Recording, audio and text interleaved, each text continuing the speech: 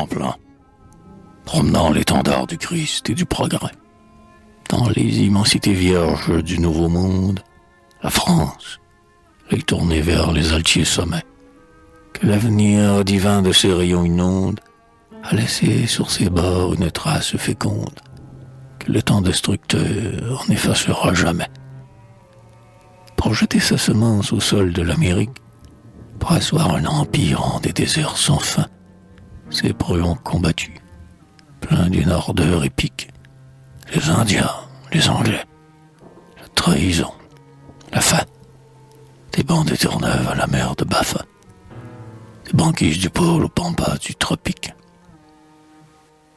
Mais de tous les vaillants renoms souverains qui sur ce continent luttèrent pour la France, nul ne sein de laurier plus frais et plus serein que le jeune chrétien dont la reconnaissance acclame la ferveur, l'audace et la science, dans le noble et tragique orgueil de ce terrain.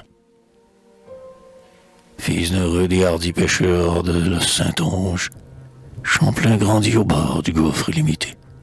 Et, dans une ombre, l'œil du poète se plonge, assoiffé d'aventure, ivre d'immensité.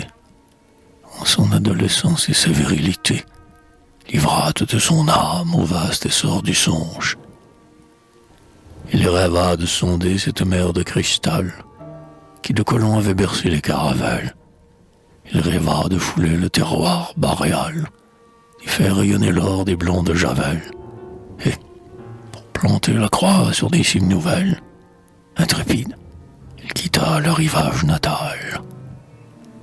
Les larges flots d'azur du Saint-Laurent sauvage, encore humé d'avoir porté les galions de l'immortel quartier découvrant notre plage, sous les terres estivales tout baignées de rayons, réfléchirent bientôt les humbles pavillons de la nef qui montait le marin de brouage.